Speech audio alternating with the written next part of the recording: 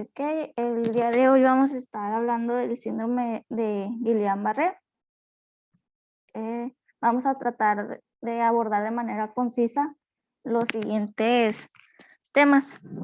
Vamos a definirlo al principio, ¿verdad? El síndrome Guillain-Barré, pues es una entidad clínica que tiene muchísimos años que se describió, desde los 1800 por ahí.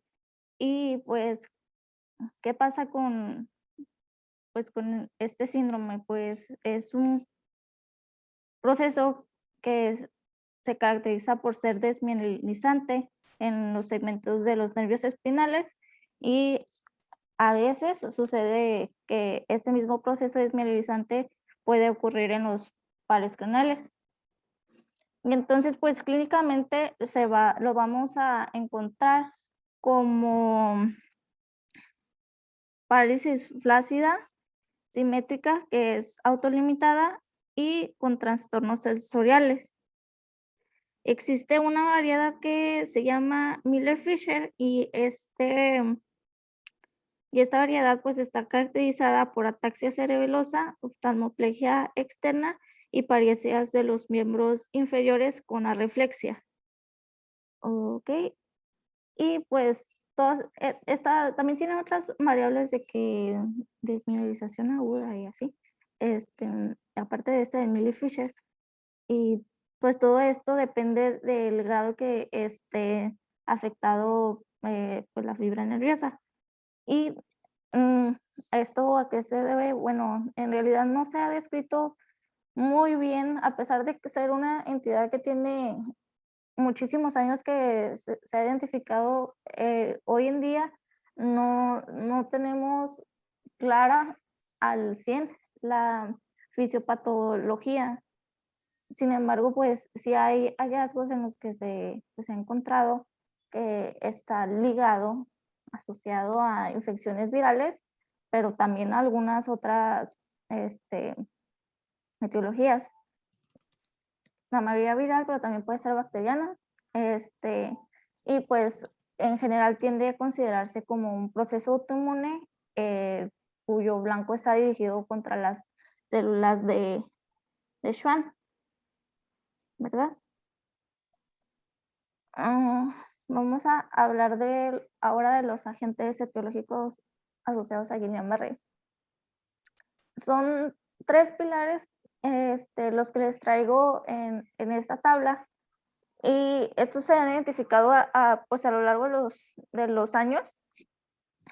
Esto es lo que nos reporta Kumate a partir de estudios que se realizaron en pues en los años 1900. O sea, desde entonces se han identificado tal, pero también les agregué cositas más actualizadas, con pues los virus nuevos, ¿verdad? En los padecimientos infecciosos encontramos que puede estar asociado a procesos virales, procesos bacterianos y procesos parasitarios. En los virales enlistamos aquellos pacientes que tengan antecedente de mononucleosis infecciosa, hepatitis, sarampión, parotiditis, varicela, viruela, infección por el virus hecho, Coxsackie. Esto es muy importante, es lo que más se ha encontrado ligado a Guillain-Barré. Influenza, citomegalovirus, el Epstein-Barr virus, el VIH-Sida también, atacando pues a estos pacientes inmunocomprometidos. Y hoy en día sí existen reportes en los que se tengan pues la presencia de esta entidad clínica en pacientes que tuvieron pues enfermedad por COVID-19, y también agregamos al virus del Zika. En los procesos bacterianos encontramos al estafilococo, al estreptococos, a, a la difteria, influenza. Tenemos también a pacientes que tuvieron sífilis, pacientes que padecieron cuadros neumónicos por Coxiella burnetii o por lo que es más relevante es la infección por Campylobacter jejuni. También incluimos a Mycoplasma, ¿verdad? En los procesos parasitarios menos frecuentes, pero que también se han encontrado, son los que están asociados a plasmodios y amibas. Ahora, hablando de los procesos inmunológicos, también se encuentran pacientes que tengan padecimientos inmunológicos, que estén recibiendo inmunoterapia, pero que haya también aquellos que refirieron inmunoprofilaxis. Se han descrito esta entidad en pacientes que recibieron inmunizaciones para rabia, la difteria, pertussis, tétano, la SARS, influenza, la antivarilosa, antitifoidea, la triple viral, la de influenza y la tetravalente para VPH y la de meningococo. Para esta se destaca un poquito más la de meningococo sobre todas las demás, porque todavía falta campo de estudio en esto de las vacunas, y sin embargo, aunque exista una mínima posibilidad de que pueda existir pues el síndrome de Guillain-Barré en estos pacientes que recibieron pues las vacunas, el riesgo que tienen es mínimo, y entonces el beneficio que se obtendría a partir de la inmunización contra pues, los agentes contra los cuales va dirigidos es muchísimo mayor. También se ha asociado a otros padecimientos metabólicos o endocrinos, y aquí pues enlistamos diabetes, mellitus, embarazo, cualquier tipo de desnutrición, alcoholismo principalmente, porfirias, que el paciente que tenga síndrome de Cushing, uremia o insuficiencia suprarrenal. Adicionalmente, también se debe tener especial vigilancia en pacientes que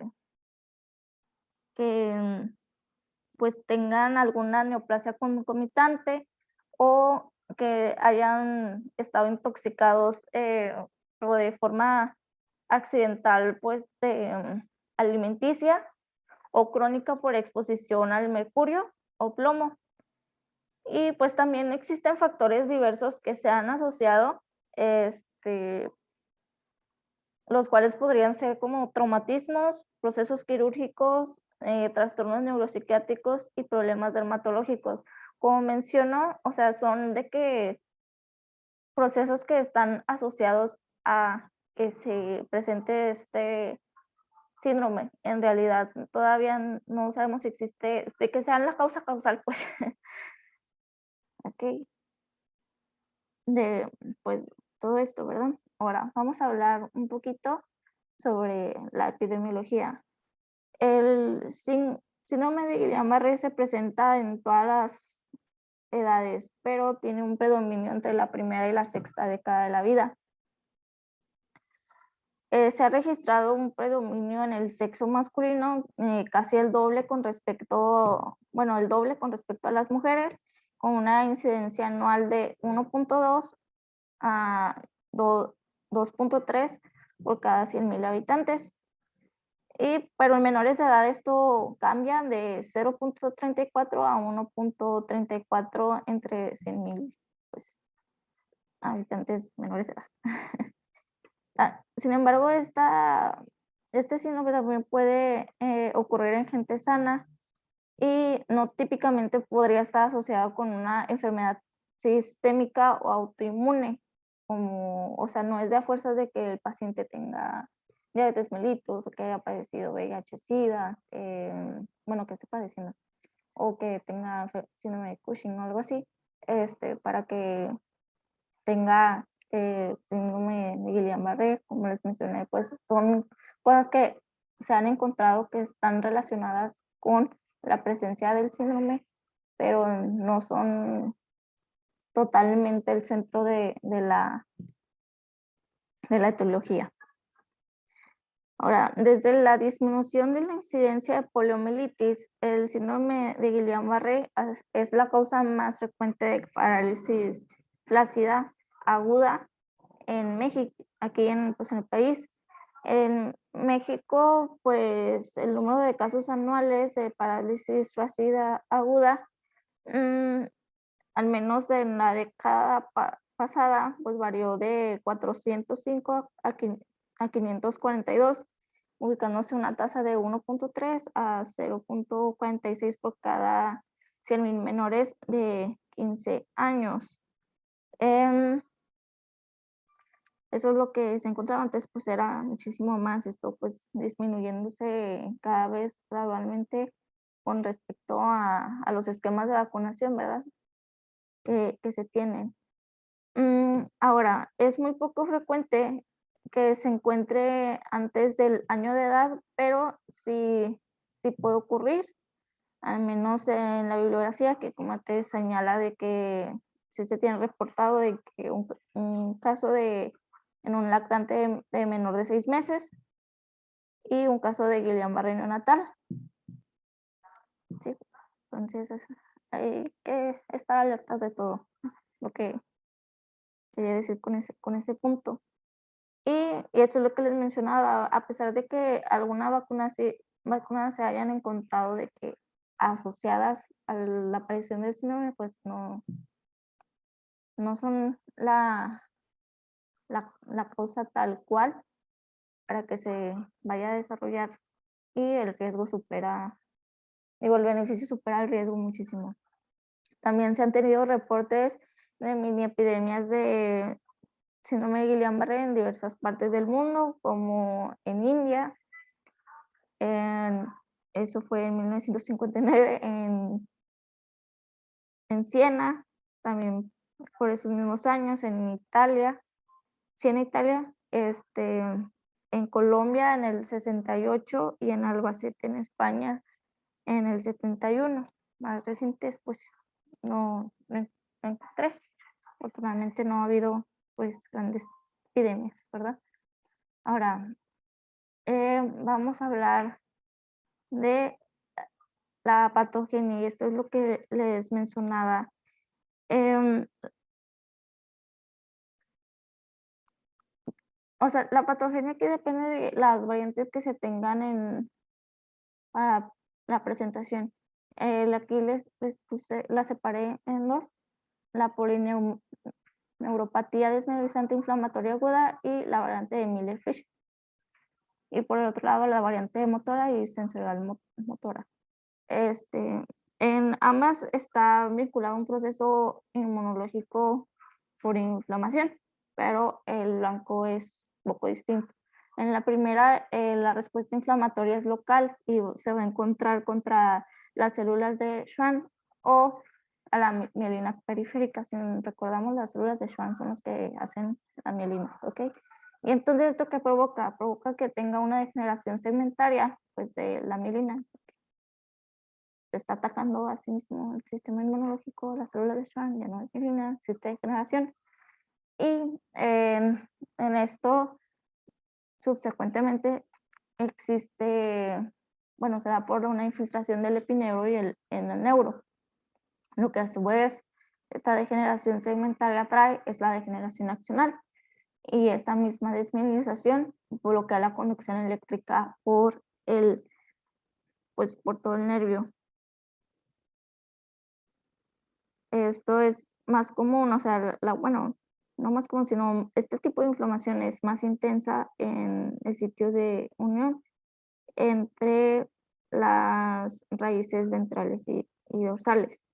Ahora, del otro lado, en las variantes motora y sensorial motora, el axón está afectado, pero no existe como tal, una una respuesta inflamatoria, pues. El proceso inmunológico principal está dirigido contra los nodos de Ranvier, ¿ok? Y esto que lleva a que se involucre pues toda la función del axón. O sea, el axón funciona, pero como son los nodos de Ranvier que también ayudan a la conducción, este bloqueo, esta conducción va a estar bloqueada porque existe ese proceso inmunológico, se dirigió contra los nódulos de Ranvier, es lo que quería.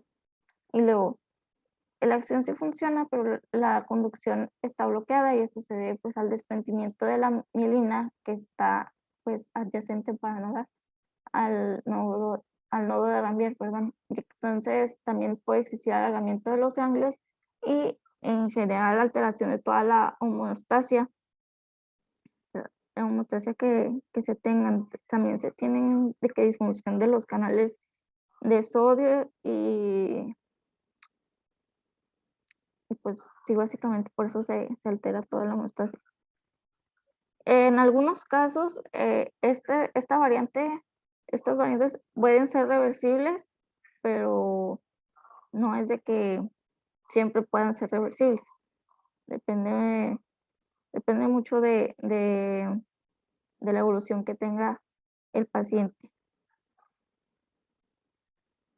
Ok, vamos a pasar a la siguiente diapositiva, y es lo de la anatomía patológica.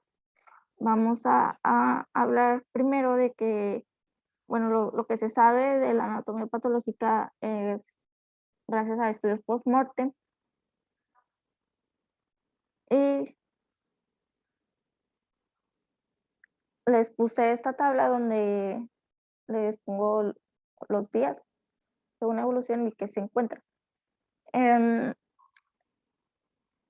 Al menos en los estudios histopatológicos, en el tercer o cuarto día encontramos de que edema de las raíces espinales de los nervios. El quinto al sexto em, edema sigue persistente y se encuentra además irregularidad en las vainas de mielina y en otros cilindroejes. En el noveno ya existe una infiltración de los linfocitos y en el onceavo ya llegan los fagocitos. Ya para el 13º día ya existe una proliferación de las células de Schwann. Y pues en general, ¿qué se puede encontrar en una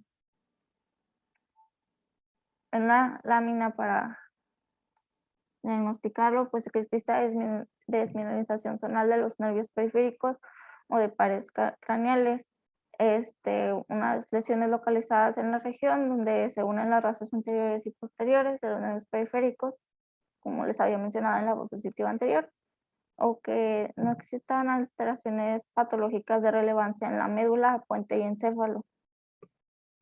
También puede existir cromatólisis de las neuronas motoras de la médula, y esta es secundaria a la lesión axonal. En la imagen esta que les coloqué, les estoy mostrando pues un corte en H&E donde todos esos puntitos que vemos en basófilos corresponden a infiltrado leucocitario. Esta es de una progresión aguda, apenas está iniciando.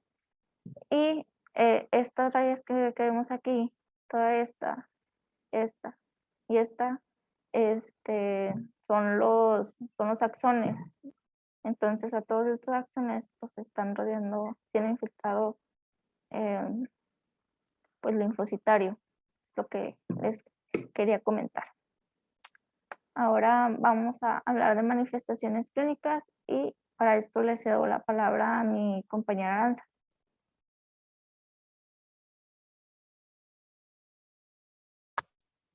Buenas tardes. Bueno, como ya comentó mi compañera Andrea, vamos a comenzar con manifestaciones clínicas. Y pues primero hay que establecer que para esta patología se va a dividir en una fase prodrómica y una fase de estado. ¿Le puedes dar, por favor?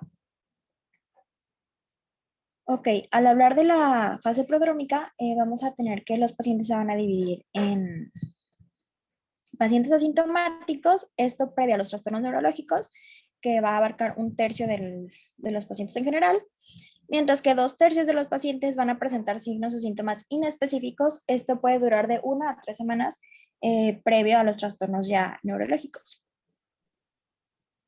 ¿Listo? ¿Le das?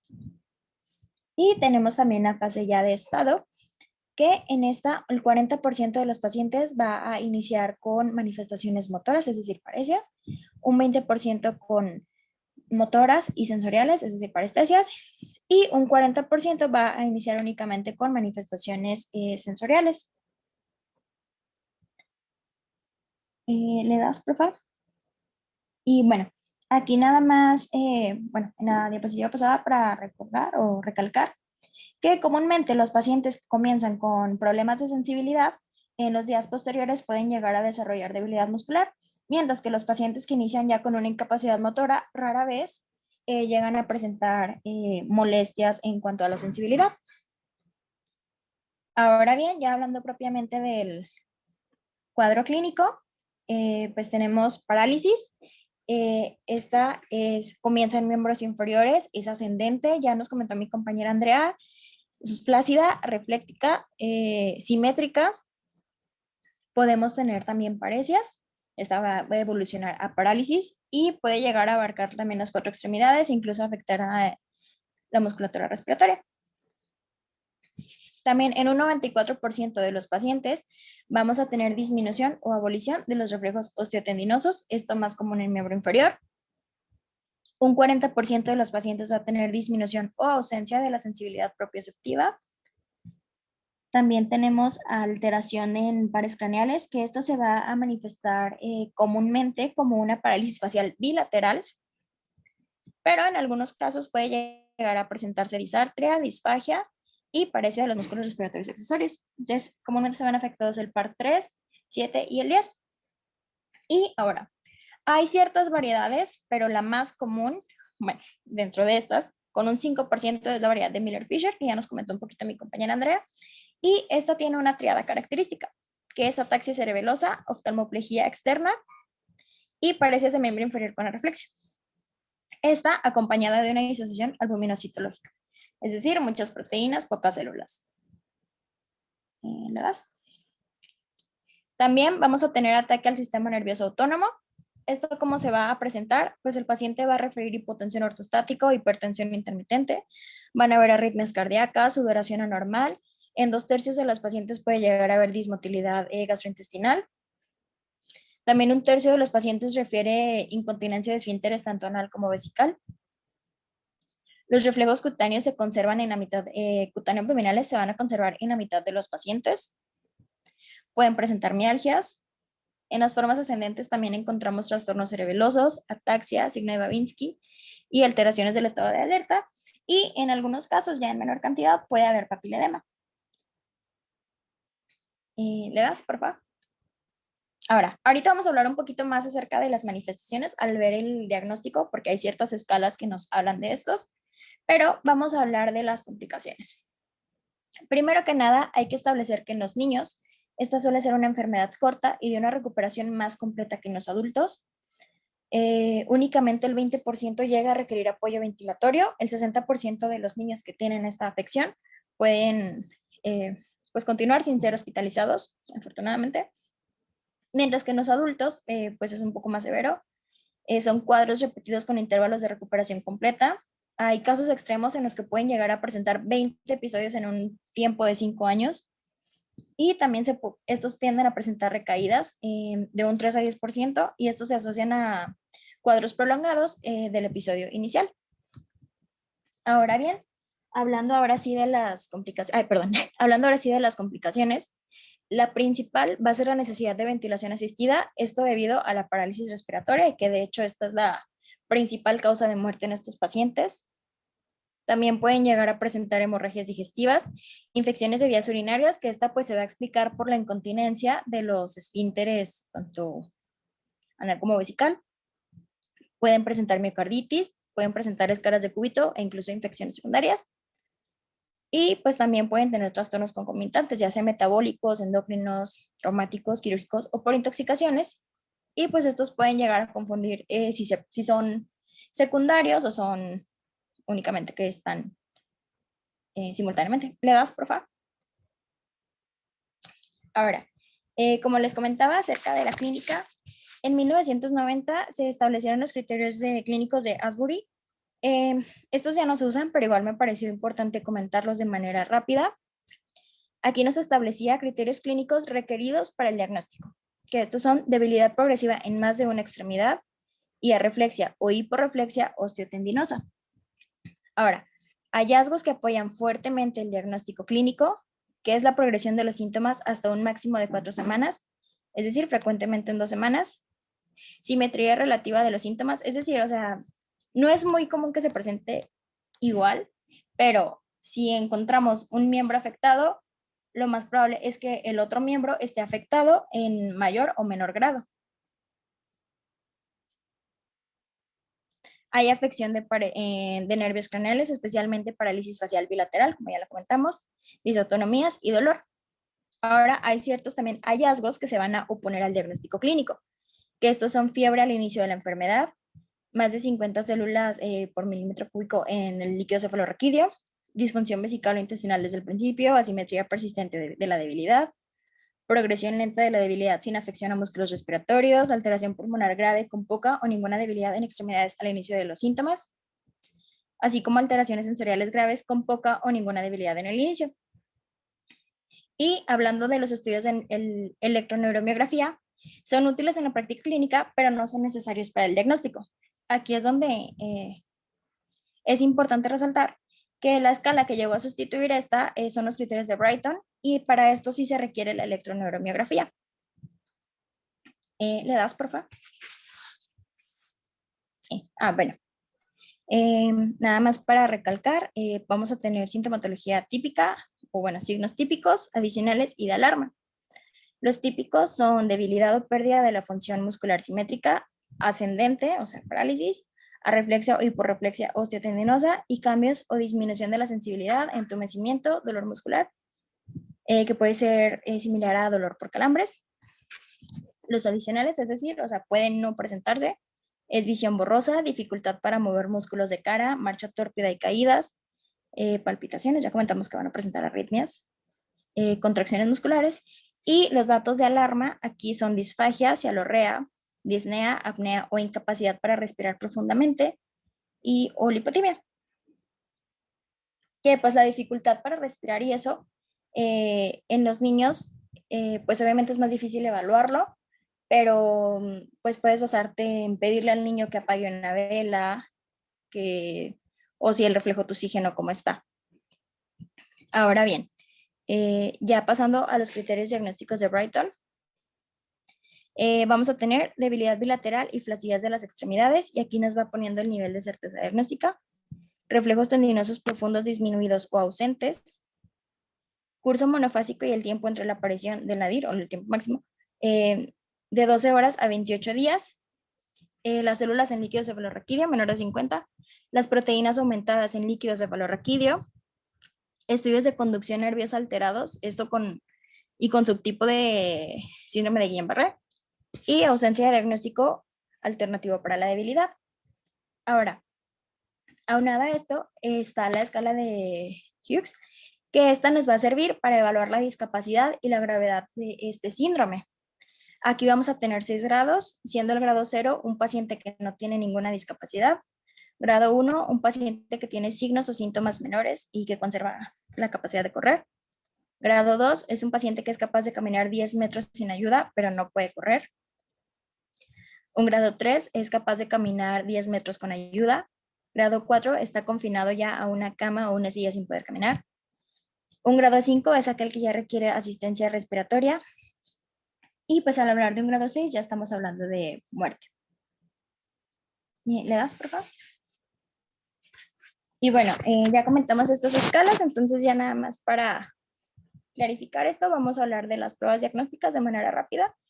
El síndrome de Guillain-Barré se va a diagnosticar, bueno, su diagnóstico se va a basar principalmente en datos clínicos, en los hallazgos en la electroneuromiografía y en el estudio de líquido cefalorraquídeo. Hablando primero del estudio de líquido cefalorraquídeo, ¿le das, por favor? Este puede llegar a mostrarse normal en las primeras 48 horas.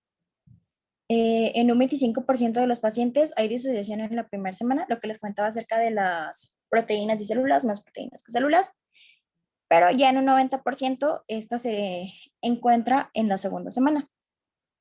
Ahora, ¿qué hacemos cuando un paciente tiene datos clínicos que son compatibles, pero el estudio de líquido cefalorraquídeo no nos muestra alteraciones?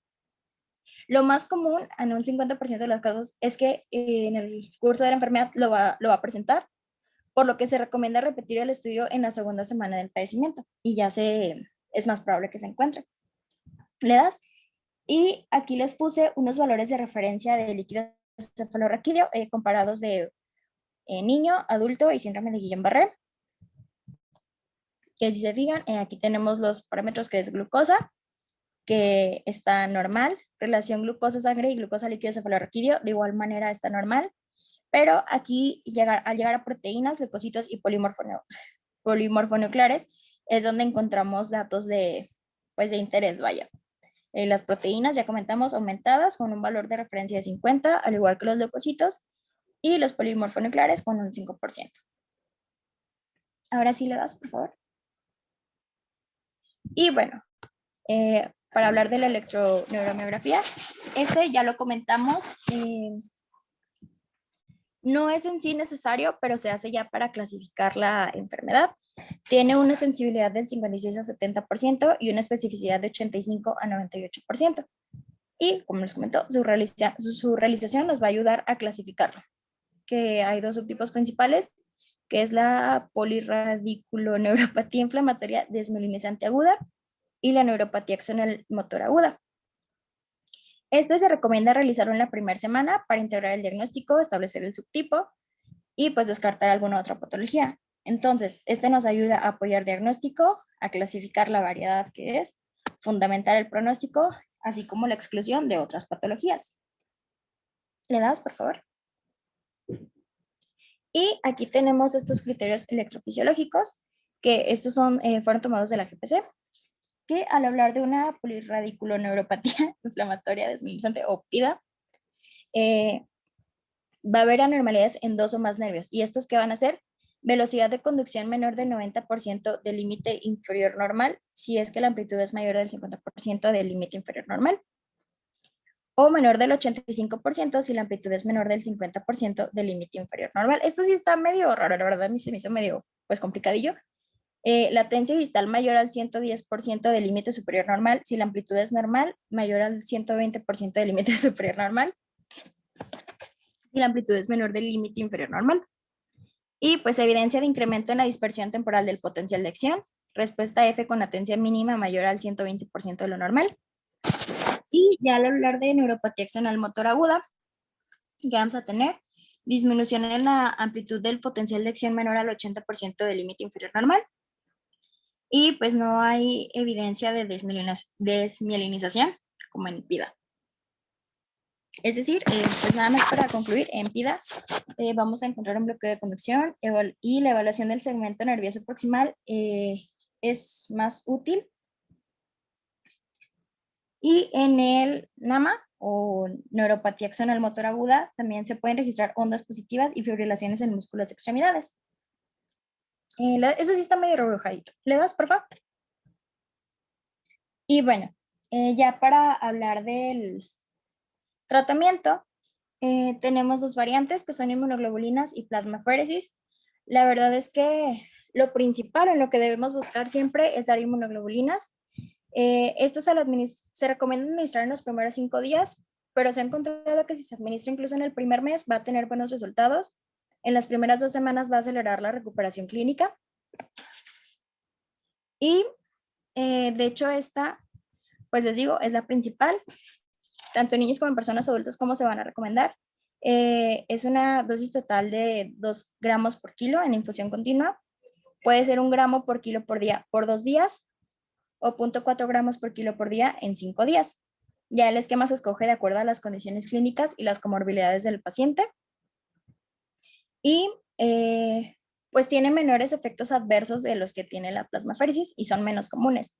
Pero pues nada más para comentarlos, puede ser elevación transitoria de concentraciones de alanina o aminotransferasa sérica, fiebre, mialgia, cefalea, urticaria, y puede llegar a haber meningismo y necrosis tubular. Y hablando de la plasmaféresis, ¿cuándo vamos a recurrir a esta? En caso de no disponer de inmunoglobulinas. ¿Cuáles son sus efectos adversos? Neumonía, atelectasia, trombosis y alteraciones hemodinámicas. Estas son más comunes y precisamente por esto esta ha quedado en desuso y se recomiendan las inmunoglobulinas. Ahora, pero en caso de que se usen, podemos darla en 2 o 4 sesiones.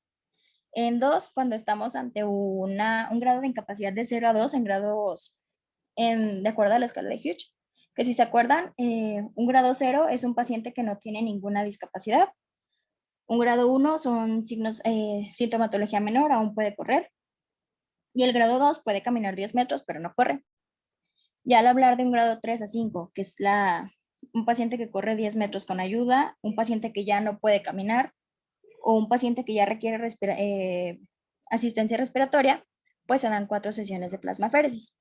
Sí, pero hay que recordar que esta únicamente se usa en caso de no contar con inmunoglobulinas. Y pues ya para concluir, nada más mencionar el pronóstico de este es variable.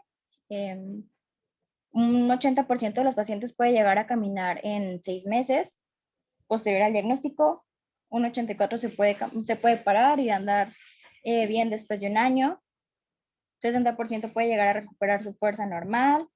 Entonces, como les comento, es variable y comúnmente la causa de muerte es el síndrome de dificultad respiratoria aguda, sepsis, embolia pulmonar o paro cardiorrespiratorio sin explicación. Pero pues el porcentaje es de 4 a 5% de los pacientes que fallecen. Y pues, si no hay alguna duda o comentario, terminaríamos con eso el síndrome de Guillain-Barré. Muy bien, doctora. Bien la clase, muy concisa. Aquí vamos a agregar algunos puntos importantes, ¿ok? Guillain-Barré por mucho es la polineuropatía más frecuente aguda. Su diagnóstico clínico es muy sencillo. Realmente en nuestro medio no tenemos disponible la electromiografía. Sin embargo, los datos clínicos que nos arroja los criterios de Brighton y los criterios del líquido cefalorraquídeo, sobre todo la disociación albuminocelular, las dos nos pueden guiar al diagnóstico. Muchas veces el líquido cefalorraquídeo no lo esperamos para confirmar, iniciamos antes terapia de inmunoglobulina. Por experiencia sabemos que prácticamente el inicio de la inmunoglobulina entre más pronto asegura un pronóstico más favorable por el paciente. Por eso es que se busca hacer este inicio pronto del medicamento. Es muy disponible, la verdad es que ya en todas partes hay. Eso incluye Secretaría de Salud, que es donde a veces se puede llegar a batallar.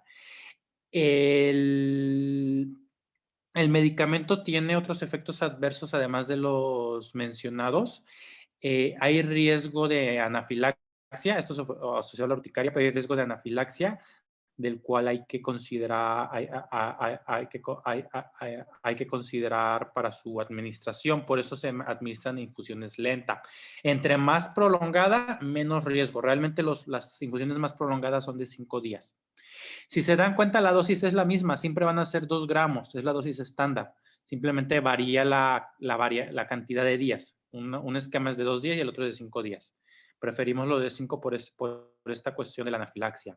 Siguiente punto, se asocia a trastornos de bloqueo, bueno, de prolongación del PR bloqueo. Pueden causar bradicardias. Estas bradicardias pues pueden llegar a ser severillas. Generalmente es responder a pausar la infusión o disminuir la velocidad de infusión. Mejora. Y en caso de presentarse, normalmente no se suspende, se puede manejar médicamente. Eso incluye uso de cronotrópicos positivos. Uno, por ejemplo, muy usado es la dopamina, o se puede instalar un marcapasos temporal.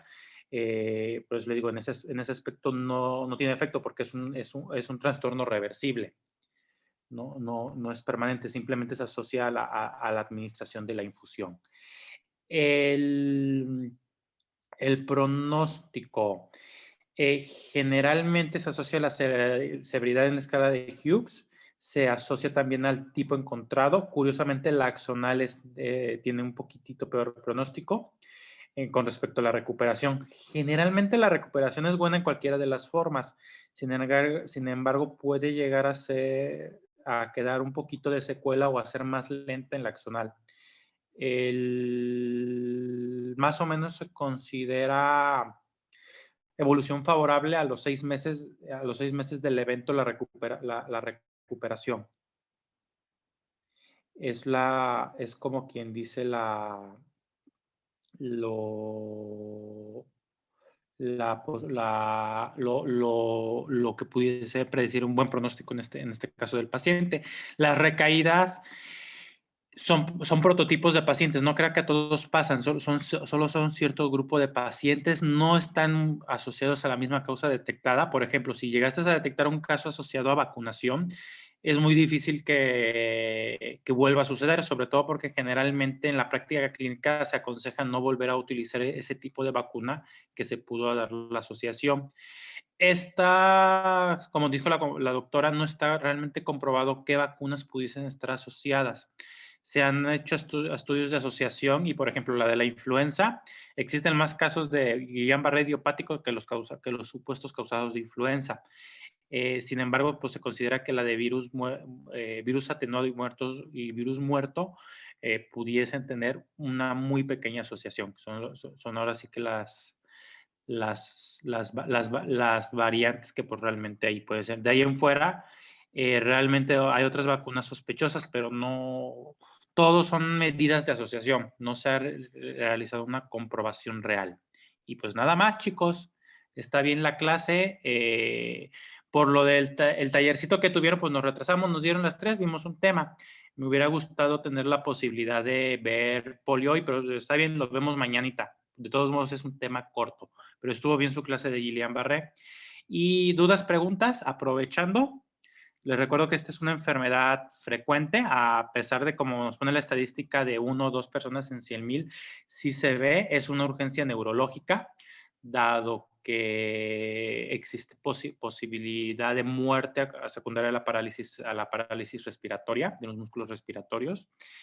En adultos es más grave, ¿eh? En niños, creo que sí mencionaste, doctora, eso es más leve, pero en adultos es más grave, por eso generalmente nosotros lo vemos.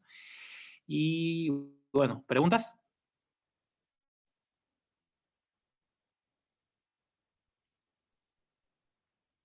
No. Bueno, pues supongo que es todo por hoy, chicos, ¿eh? Sí, doctor, muchas gracias. Muy bien, Doc. Nos vemos mañana con polio y Polio. rabia.